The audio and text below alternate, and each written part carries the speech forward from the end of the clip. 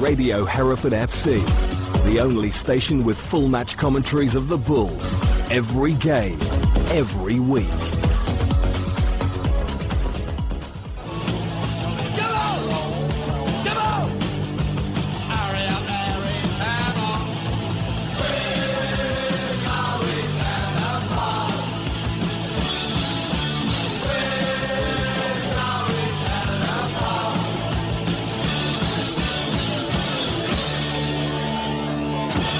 Hello again and welcome to We're Going in the Pub with me, Frank Williams, and as usual the great Simon Wright. Hot foot, back from Bidford we are. We are indeed, thank you. God, this feels like I'm doing this all the time now. It's Yeah, like exactly. a part-time job. It's the Monday after Bidford.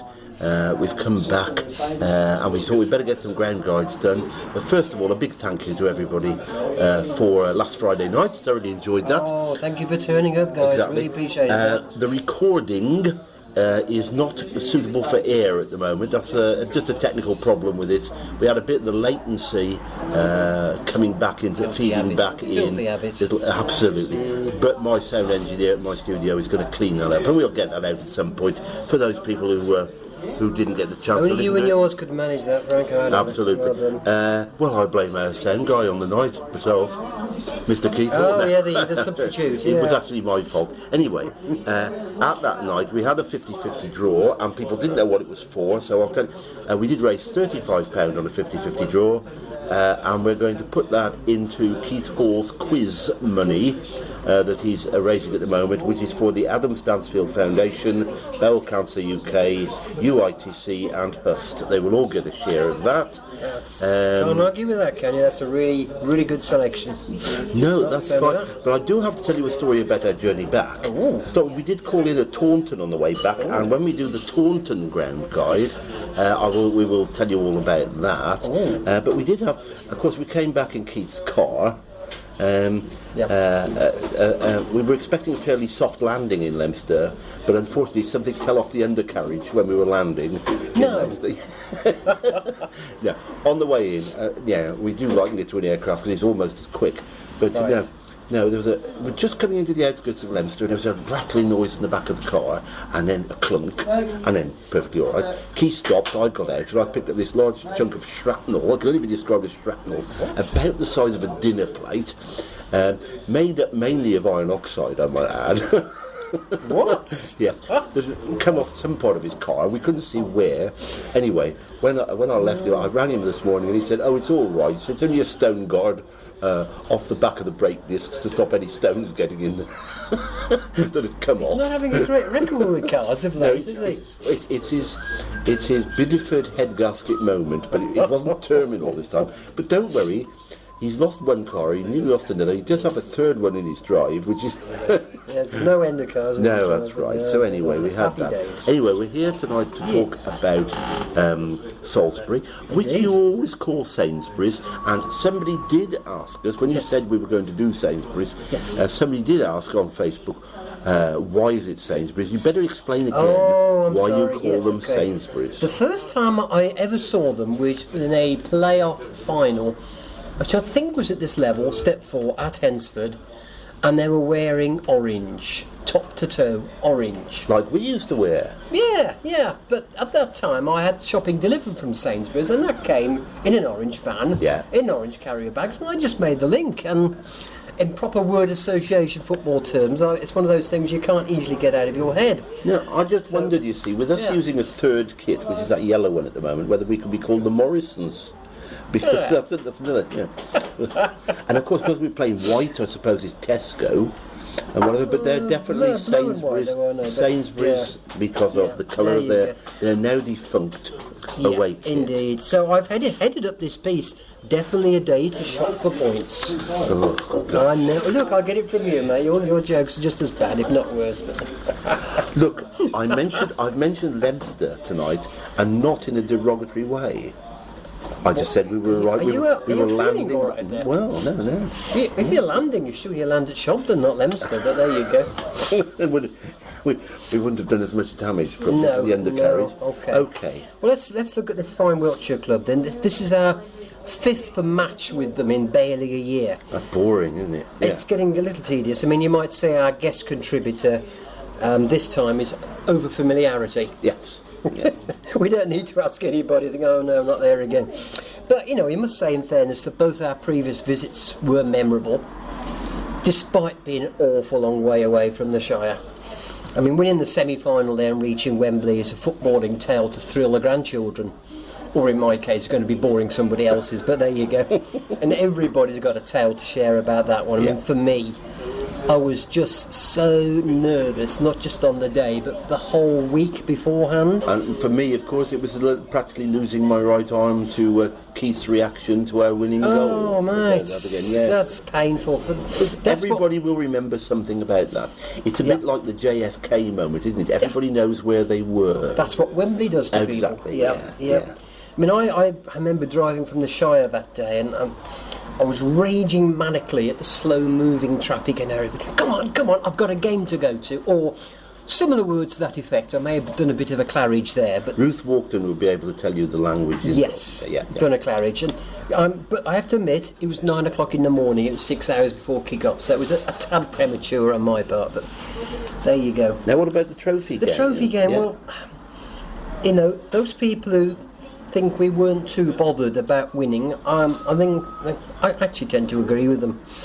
But as for the home side, they wanted it so badly, and hey, look, I wouldn't blame them in the circumstances. Their Wembley dream got shattered. But I do note that the 1200 gate that day is still the biggest they've had all this season. It will. Well, that will always be one of their drawbacks: their ability to pull in gates. That and the fact they rely a lot on bringing in good quality but loan players. Yeah. And as we've said before, it's all about sustainability, isn't it? And I don't know. That's right. I don't see how going forwards you can sustain a club without attracting bigger gates, and B, without attracting more contract players, because loan players, they'll do you a good job and they're there to further their career and so on, but at the end of the day, they ain't going to stay. No. The loyalty is not going to be there. And, it's not just loyalty with fans. They could do with more loyal fans, but what they're going to need to do is to build up a squad of loyal players if they're going to sustain into the future. Continuity, absolutely. Yep. I hope they're not listening to this. I mean, the boss and I we stayed in the area after the trophy game. We stayed for about 4 or 5 days, I think, and we did have a look around the Sainsbury town centre. And the football club, they got posters all around the town headed up, our chance to get revenge. And I thought, okay, fair enough then. And nobody came. No, not many came, certainly. They relied on us again. The way their players celebrated afterwards, though, with their supporters, it was though they've just won the league. Well, they're not going to be doing that, are they? But we might. In fact, we will. But there you go. There will be a bit of a first-time moment about the league game. This will be the first time our support has ever been outnumbered in a league match. That we could immediately say, well, look, they only give us X tickets, we'd outnumber them otherwise. Yeah, that's right. It's a feeble excuse, but there you go. Well, we don't. At one point we're speaking, we don't know what the allocation is going to be. No, we don't. By the time you hear this, you probably will. Yeah. We're going to presume, I think, probably at the 800 to 1,000, perhaps. Yeah, I mean, they coped with that before. Well, of course, absolutely, and they've got 4,000 capacity. Really, should not be a problem for them. However, that probably won't be needed. This is unlikely to be a decider. No, very unlikely. Not unless Taunton fall over between now and then. Yeah, absolutely. So. But we've got to note and say that Wiltshire club, they are in frighteningly good form at the moment. Yep. Since we beat them in December, they've won 14 out of 15 league games. Yep. And that's despite competing in 3 cup competitions with the full strength team that Claridge insists on. They've scored more goals than we have. They've only conceded 3 league goals this year. Grasping at straws a bit, sort of balance it out a bit. They've got games with Winchester coming up, who really don't get on with them, and Tivy Town, who aren't keen on them either. So either of those, maybe they could do us a favour and slow them down a bit. Unless they've got the 3 semi-finals, Southern League Cup, well, all right, Wiltshire Senior Cup, and the famous, you've got here, the Salisbury Hospital Cup. Yeah, I quite know what. I'll pass on that one. I think I better pass on it as well because I have no clue what that is. You know, you imagine it's just a tournament for injured players somehow, don't you? Yeah. But your old mate Steve Walker's gone. He's gone. He got thoroughly vexed by the lack of playing time. He was your favourite defender, wasn't he? Yeah, we talked about him a lot. Yes, well, he talked about us a lot, really. Well, yes, that's right. Yeah, but he's not getting vexed at not getting playing time, so he's left. So he's gone. But he was a contract, right? And now his place has probably been taken by a loanee. Probably, yeah. I mean, he's gone down to Step 5. Yeah. The Wessex League. More than that, it's hard to say because the information on their website's fairly complete about who's doing what to whom. So that's a bit of a disappointment. But do note that the team have scored in every game this season, bar that semi-final against Hayes in the Southern League Cup when they went out. Which they lost very badly. 4-0 in the second half. Yeah. Right. Yeah. Okay. Well, there's certain things we can expect from previous visits. Of course, yeah. Segregation's going to be there, obviously. Yeah, we're getting horribly used to segregation there, both inside and outside the Raymac. We would imagine the car parking will be separated. It was before, I imagine it will be again. These guys keep a speed down after a certain incident last time. But we're going to dwell on that one. The last time we had a separate bar, which had some very nice cities, TV. Was it? I think it was. Was the side of the? It was a sort of hospitality room, wasn't it? Very white. Yeah. Access to decent pizzas. The beer wasn't brilliant, but bear in mind, in light of recent events, we may not get that either. There you go. And we expect that the admission prices. In fact, we know the admission price is going to be the same: £9 on the open terrace, £10 seats, adult concession £6, and then much smaller for kids. And there you go.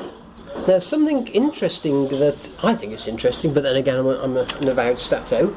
There is a Respect League table for our division, based on referees' reports. Now, they mark out a 10 for hospitality. They mark the officials' dressing room, the attitude of the managers, the rest of his bench, etc. Now, our boys, Hereford, are clear top of this league, and Salisbury are next to bottom. Now, now, you see, you've got the, why can that be? I'm looking down your list here of what it's marked for. Hospitality, the officials' dressing room, attitude of the managers. Yes, yeah, that could be it, couldn't it, really? Well, I mean, I did imagine if you saw a heat map of the ground, there'd be a vivid shade of blue around his location, you know. I mean, as you touched on earlier, some of our volunteers tell me that his language could make a 3-badge Stoker blush, and that takes some doing, you know. Yeah. Okay. Well, there you go. Okay, so let's look away from the ground because it is a backwater, isn't it? It's out of town. It's out of town. But it's just that little bit too far out of town. You think on a Saturday afternoon, if you're not, you know, if it's an effort to go to football, you make it, I know, but when it's just that little bit far out of town... It is an awkward route into town. I have done it before. The roads are congested, it's not really practical. Your best bet's really to stop en route, as Reggie's crew are doing, I believe, or just try what is available locally. I mean, we know what it is, basically. There's the local harvester, the old fort, a mile away. The harvest is just the harvest, and there's no real aisle. You know, you get what you're given and be grateful, really. I did try the Skies Cafe last time at the old Sareham Airfield, and I really hoped it was going to be as good as Shobden Airfield, but no. Food is moribund, and there's no bar really. Is that moribund and chips? Do you get chips? Do you get chips with your moribund? Excuse me, Gaffer, can I have a moribund and chips, please? Yeah. Is it battered? Sure you wouldn't know the difference. Yeah, it was pretty much all battered there. And it is licensed, but you know the bar consists of a handful of bottled beers next to the Jammy Dodgers. Which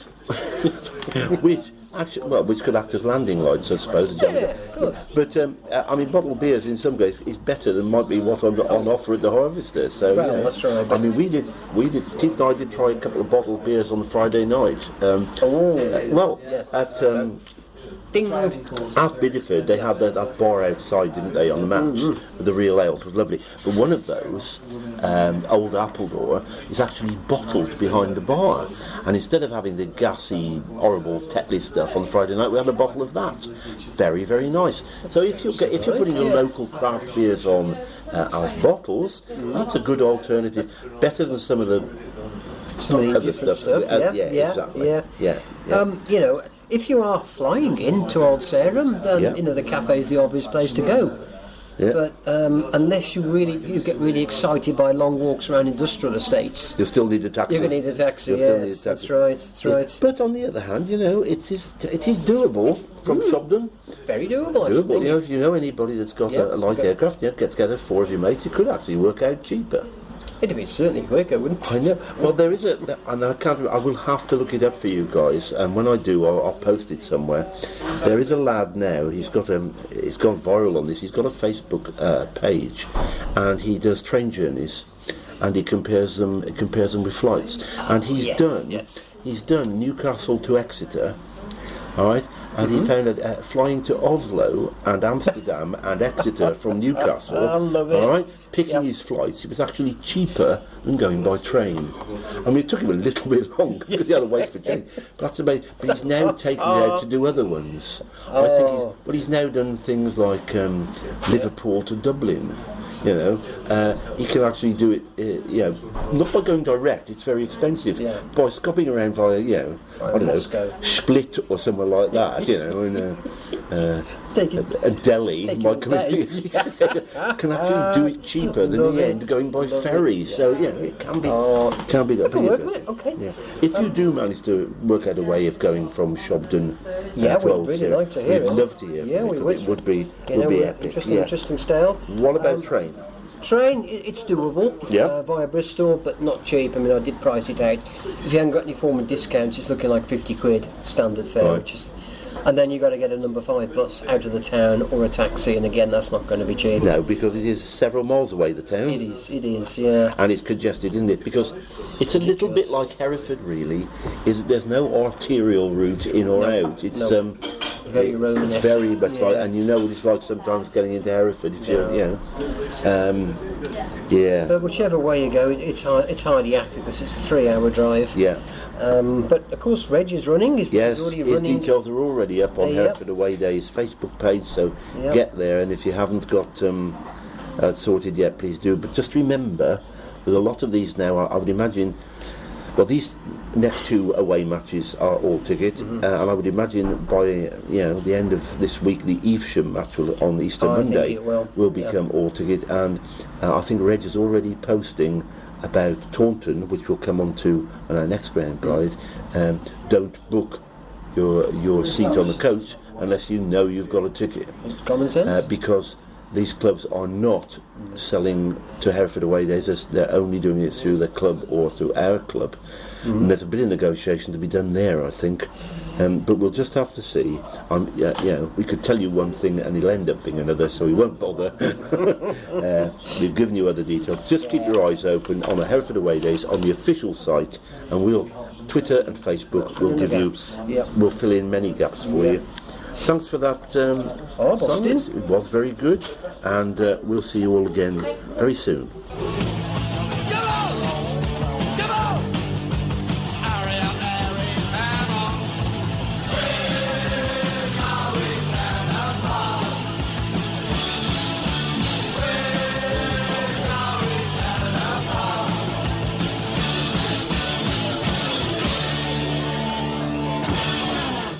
This is Radio Hereford FC, the home of the Bulls.